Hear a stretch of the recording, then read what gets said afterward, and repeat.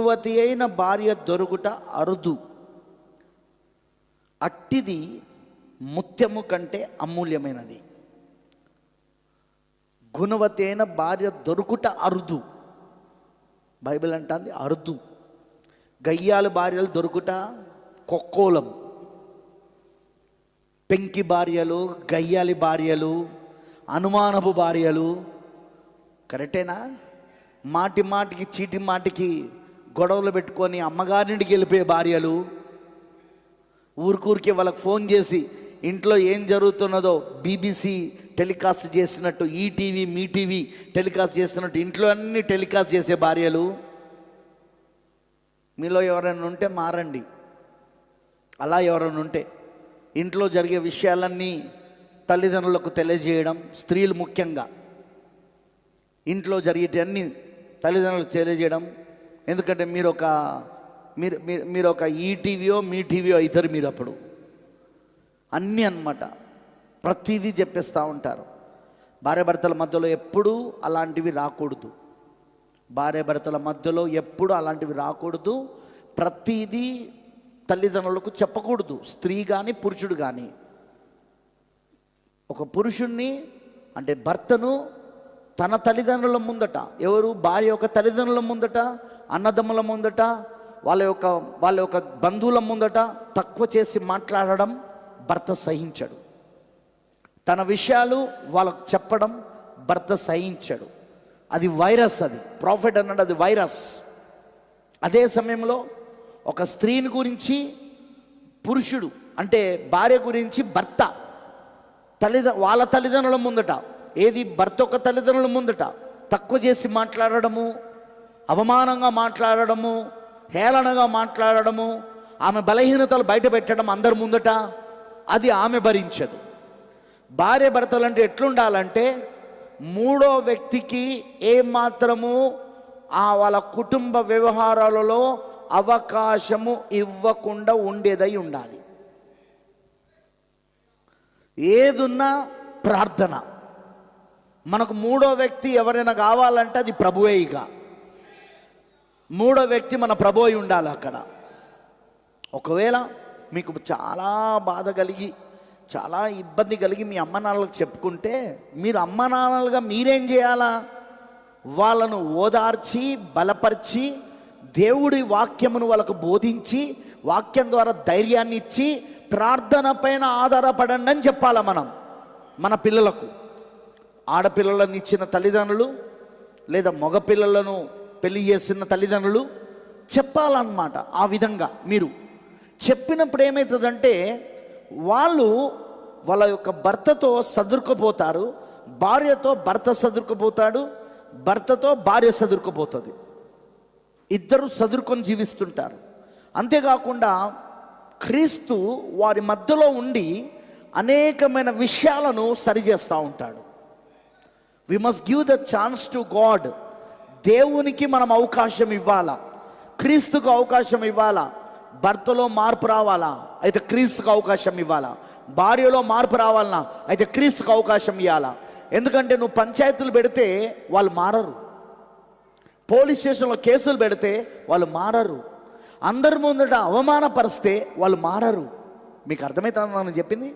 భార్యాభర్తలకు ఒకరి బలహీనతలు ఒకరికి తెలిసినప్పుడు అవి ఎట్టి పరిస్థితుల్లో కనీసం పిల్లలకు కూడా తెలియవద్దు. ఇంట్లో ఉన్న పిల్లలకు కూడా తెలియద్దు భార్యాభర్తల బలహీనతలు, వాళ్ళిద్దరు బలహీనతలు. ప్రాఫిట్ చెప్పాడు ఇవన్నీ. ఇంట్లో ఉన్న పిల్లలకు కూడా తెలియద్దు. ప్రాఫిట్ అంటాడు ఇంట్లో పిల్లల ముందు ఎప్పుడు మీరు గొడవ పడొద్దు, ఎప్పుడు వారి ముందు మీరు అసభ్యంగా మాట్లాడుకోకూడదు, ఎప్పుడు మీరు ఇంటి వ్యవహారాలు కూడా వాళ్ళ ముందు మాట్లాడొద్దు. మీరు మాట్లాడాలనుకున్నప్పుడు పిల్లలు లేని సమయంలో మాట్లాడుకోండి, లేదా మీరు సరదాగా ఏదైనా పార్కుకు వెళ్ళి మాట్లాడుకోండి, లేదా ఈవినింగ్ వాక్ మార్నింగ్ వాక్ వెళ్ళేటప్పుడు మాట్లాడుకోండి. ఇద్దరు భార్యాభర్తలు మార్నింగ్ వాక్ చేసుకుంటూ వెళ్ళి ఇంట్లో విషయాలు, కుటుంబ విషయాలు, కొన్ని ఏవైతే ఉంటాయో డిస్టర్బెన్సెస్ అవి మాట్లాడుకోండి. కానీ పిల్లల ముందు కూడా మాట్లాడొద్దు అన్నాడు. ఎందుకు అంటే వాటిని చూస్తూ పెరుగుతున్న పిల్లలు రేపు పెద్దవాళ్ళైన తర్వాత వాళ్ళు ఎలా అవుతారో తెలుసా మీకు? సేమ్ అన్నమాట. వాళ్ళు కూడా ఆ విధంగానే తయారై వాళ్ళ జీవితాలను ఆ విధంగానే కట్టుకుంటారు. వాళ్ళు ఎప్పుడు భార్యాభర్తలు మర్చిపోకూడని విషయం ఏంటంటే, ఎవరి ముందు కూడా, ఇంట్లో ఉన్న సొంత పిల్లల ముందు కూడా ఎప్పుడు కొన్ని విషయాలు మాట్లాడకూడదు. కొన్ని విషయాలంటే మీకు అర్థమై ఉండాలి. అవి పిల్లలకు తెలియాల్సిన అవసరం లేవు. అవి పిల్లలకు తెలియజేయకూడదు.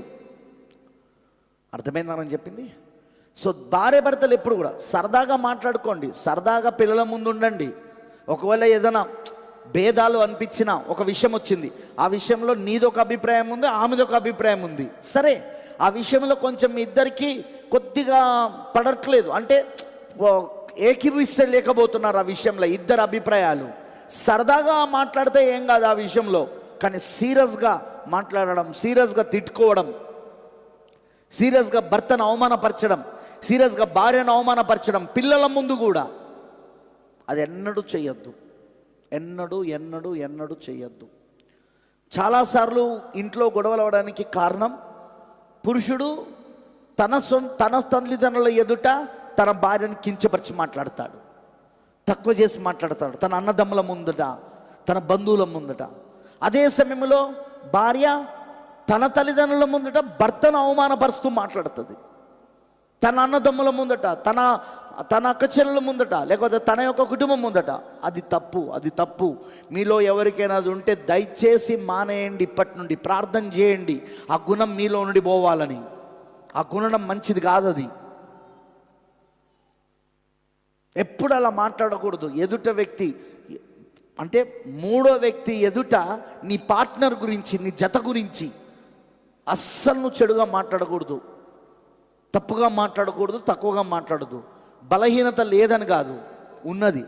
కొంతమంది అయితే ఒకరి బలహీనతలు ఒకరు బయట పెట్టేసుకుంటూనే ఉంటారు. నేను చూశాను అట్లాంటి కుటుంబాలను. వాళ్ళు ఎన్నడూ కలిసి ఉండలేరు. వాళ్ళు ఇంట్లో ఎప్పుడు కూడా ఎలకా పిల్లి కథలాగా ఉండకూడదు. భార్య భర్తల మధ్యలో ఎలకా పిల్లిలాగా ఎప్పుడు అలా ఉండకూడదు. మనం గుణవతి అయిన భార్య దొరుకుట అరుదు. గయ్యాలి భార్య దొరుకుట కొక్కోలం. పెంకి భార్యలు దొరుకుట కొక్కోలం. చాలామంది ఉన్నారు. అందుకే పురుషులారా బాగా ప్రార్థన చేయండి. పెళ్లి చేసుకోబోయేటోళ్ళారా బాగా ప్రార్థన చేయండి. పెళ్ళైన వాళ్ళారా ప్రార్థన చేయండి, నా భార్య గుణవతిగా ఉండాలి ప్రభు అని. ఇక్కడ శీలము మాత్రమే కాదు, మీకు అర్థమైందని అన్నది, గుణము అది మాట్లాడుతుంది ఇక్కడ. శీలం ఓకే, నిన్ను తప్ప ఇంకెవ్వరితో ఆమె ఏ సంబంధం కలిగి ఉండదు వేరే పురుషులతో, అది ఓకే. కానీ గుణం కూడా బాగుండాలా. మెయిన్ గుణమే. గుణం బాగుంటే శీలం కూడా బాగుంటుంది. మీకు అర్థమవుతుందా? గుణం మంచిదైతే శీలం కూడా మంచిదవుతుంది. గుణవతి అయిన భార్య దొరుకుట అరుదు, అట్టిది ముత్యము కంటే అమూల్యమైనది. ఆమె పెనిమిటి ఆమె యందు నమ్మిక ఉంచును. ఎంతమంది మీ భార్యను నమ్ముతున్నారు బాబు? మరి ఎంతమంది మీరే మీ యొక్క భర్తలు మీ పైన నమ్మకము ఉంచే విధంగా జీవిస్తున్నారు? మీ భర్తలు మీ పైన నమ్మకము ఉంచే విధంగా ఎంతమంది జీవిస్తున్నారు? ఎందుకంటే ఇక్కడ బైబిల్ ఏమంటారంటే గుణవతైన భార్య దొరుకుట అరుదు, ఆమె యందు తన పెనిమిటి నమ్మకం ఉంచుతాడంటున్నా. అంటే అర్థమేంటిది ఇక్కడ? ఆమె గుణం అలా ఉంటుంది అన్నమాట. ఆమె అంత నమ్మకంగా జీవిస్తుంది తన భర్త పట్ల. అందుకే తన పెనిమిటి, తన భర్త ఆమె నమ్మగలుగుతూ ఉంటాడు. అర్థమవుతుందా? ఆఫీస్కి వెళ్ళినప్పుడు అనుమానంతో నీకు ఫోన్ చేయొద్దు, ప్రేమతో నీకు ఫోన్ చేయాలా. ఏం చేస్తున్నావు? బట్టలు ఉతికేస్తున్నావా? అన్నం తిన్నావా? రెస్ట్ తీసుకున్నావా అని ప్రేమతో నీకు మీ ఆయన ఫోన్ చేయాలి, అనుమానంతో కాదు. ఏంది ఏదో శబ్దం వినబడుతుంది, ఏంది ఓసారి వీడియో కాల్ ఆన్ చేయి, నేను చూడాలనుకుంటానా, లేకపోతే సడన్గా ఇంటికి వచ్చేయడం చెప్పబెట్టకుండా. అలా ఎన్నడూ నువ్వు అవకాశం ఇవ్వద్దు గుణవతమైన భార్యవైతే. అదేవిధంగా నువ్వు కూడా భర్తకు ఫోన్ చేసి, ఏంటి నీ పక్కన ఎవరున్నారు, ఆ అమ్మాయి ఎవరు? అరే నా కొలిక్కే ఇక్కడ ఆఫీస్లో పనిచేస్తుంది, నాతో పాటు పనిచేస్తుంది, ఎందుకున్నది నీ పక్కన ఇప్పుడు? అంత అవకాశం మీరు కూడా ఇవ్వద్దు, అంత అవకాశం మీరు కూడా ఇవ్వకూడదు. నమ్మకం ఉంచాల. ప్రేమ నమ్మకముల పైననే కుటుంబము కట్టబడి ఉంటుంది. ప్రేమ నమ్మకం.